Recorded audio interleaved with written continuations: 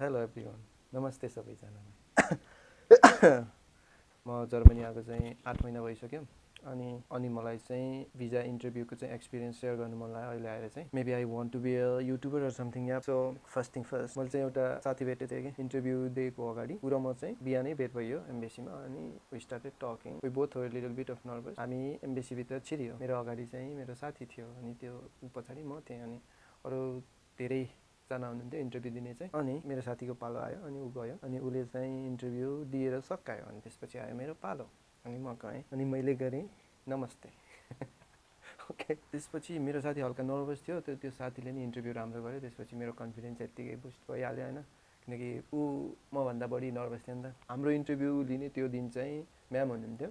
अनि सुरुमै मलाई चाहिँ सेमेस्टर फी अनि मेरो युनिभर्सिटी सोध्नुभयो। अनि मैले भने आइरोपा युनिभर्सिटी भेट्रिन। त्यसपछि उहाँले मेरो ट्रान्सक्रिप्ट हेर्नुभयो होइन। अनि ट्रान्सक्रिप्ट हेर्दाखेरि चाहिँ साउथ कोरिया देख्नुभयो। अनि मैले चाहिँ ब्याचलर चाहिँ साउथ कोरियादेखि गरेको थिएँ। उहाँको फर्स्ट क्वेसन चाहिँ you have been to South Korea, why did you choose South Korea? I was like I didn't expect that question, but yeah. अनि मैले भने कि मेरो कोर्स अफ फिल्ड म जे पढ्न चाहन्थेँ त्यो कोर्स चाहिँ नेपालमा त्यति बेला अभाइलेबल थिएन। त्यसपछि साउथ कोरियन कल्चर मन पर्थ्यो, अनि आई वान्टेड टु एक्सप्लोर। साथसाथै थोरै स्कलरसिप थियो, अनि त्यही भएर म गएँ south Korea for my bachelor. त्यो एन्सर बनिसकेँ होइन। त्यति बेलासम्म आउँदा नि म चिल भएँ। I mean she asked something out of box, so I was like okay, I don't need to worry about it. Just let's go with the flow. And I wanted to talk about South Korea a lot. I don't know why at that time. I just went on and on. Next question she asked me was who paid for my accommodation and tuition fee in South Korea. So I explained her in this way, like I had 70% of scholarship and my parents helped me, as well as I was doing some part-time jobs. So that's how I managed my expenses in South Korea. That was my answer, okay? त्यसपछि सोध्नुभयो how was South Korea and why did you leave South Korea. मैले चाहिँ honest भएरै answer दिइरहेको थिएँ। अनि मेरो यसमा चाहिँ अनेस्ट आन्सर के थियो भन्दा 5 वर्ष बसेँ होइन, जे सिक्नुपर्ने थियो मैले सिकिसकेँ। And I got bored. त्यसपछि I wanted to explore other countries for my further studies, that's why I left South Korea. So that was my answer. Another follow-up question was, do you recommend other Nepalese students South Korea as destination for their studies? I obviously answered it in a diplomatic way. I said like, yeah, I definitely encourage students to apply for South Korea and get the exposure. In master's degree, it doesn't cost much if you have a scholarship, and yeah, you can do part-time. So yeah, I would definitely recommend. That was my answer. यति बेला चाहिँ म चाहिँ एकदम confident भएँ, maybe because of this kind of question. So it's just a chill interview, so I was relax. त्यसपछिको question चाहिँ थियो मेरो युनिभर्सिटीको लोकेसनको बारेमा. यति बेला चाहिँ मैले के भने भन्दाखेरि हाम्रो युनिभर्सिटी चाहिँ पोल्यान्ड र जर्मनीको बोर्डरमा पर्छ होइन. हाम्रो कोर्स चाहिँ दुईवटा डिग्रीको कोलाबोरेसनमा उब्जिएको उत्पन्न भएको कोर्स हो भन्ने होइन.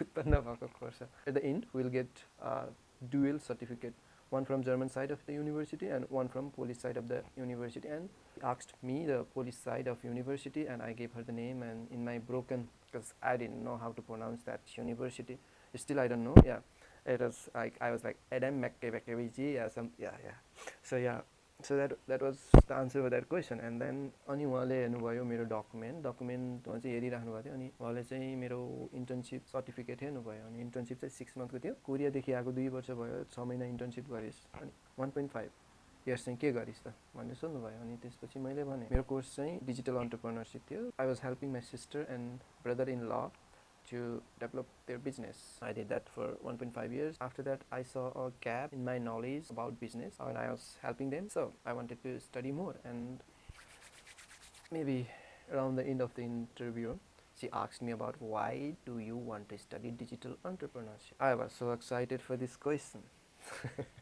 I mean like I started to tell her all of my future plans, what I was going to do with this degree. मैले चाहिँ जति थियो नि मेरो दिमागमा, जति जे सोचिरहेको थिएँ त्यो एप्लिकेसन गर्ने बेलामा, ह्यान त्यहाँ एसओपी लेख्ने बेलामा, सबै मोटिभेसनल लेटर लेख्ने बेलामा जे लेखिरहेको थिएँ, जे रिसर्च गरेको थिएँ, जुन जुन मार्केटमा काम गर्छु भनेको थिएँ नि, त्यो सबै भन्थेँ मैले. One of the main point was like opening a marketing agency so that we can advertise our local Nepali products to international market. That was the kind of answer I was giving. And at the end, I want to be a successful entrepreneur and provide job opportunities to Nepalese youth and stop the youth migration towards another country for better opportunities. So I basically told her like I want to stop that. At the end, she was impressed. At the end, you could sense that there was intention of returning back to my home country after the graduation. So that's what you want to portray in the visa interview, right? त्यसपछि आयो फाइनेन्सियलको part right फाइनेन्सियलको पार्टमा चाहिँ मलाई त्यति धेरै सोध्नु भएन त्यो चाहिँ पब्लिक युनिभर्सिटी थियो त्यही भएर नि त्यति मलाई सोध्नु भएन सोध्नु भयो भनेको त्यही को मेरो स्पोन्सर के गर्नुहुन्छ भन्नुभयो अनि मैले चाहिँ मेरो ब्रदर इन ललाई मेरो बहिनीको बुढालाई चाहिँ स्पोन्सर राखिदिएको थिएँ होइन किनकि उहाँको डकुमेन्ट सबै मिल्थ्यो सबै त्यो इन्कम देखाउन नि मिल्ने होइन अनि सबै पुग्थ्यो कि एउटै डकुमेन्टले सबै 1 इयरको लिभिङ एक्सपेन्सेस प्लस सरप्लस हुन्थ्यो like he had crazy salary so I didn't want to bother doing those agriculture income and doing here and there tax so I just so he was basically working in New Zealand. I told him to send his salary certificate and then 6 months of bank statement pay slip and then tax clearance. That was it. That and then savings for a block account, right? So yeah, that was my full interview. It was the coolest interview of my life because they are so cool. I don't know, maybe I was lucky enough to be interviewed by some cool person.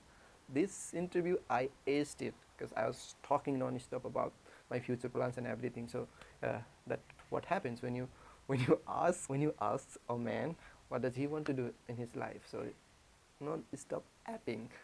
I told her all about my dreams what I wanted to achieve in life मेरो suggestion चाहिँ document चाहिँ strong बनाउनु अनि इन्टरभ्यूमा चाहिँ राम्रो perform चाहिँ गर्नु त्यसले नि फरक पार्छ भिसाको लागि त्यसपछि अरू चाहिँ यदि केही क्वेसन्स छ अनि केही टपिकको बारेमा जान्नु छ भने comment down below I will be happy to sharing you some amazing insights through that okay ciao Germany ciao चाओ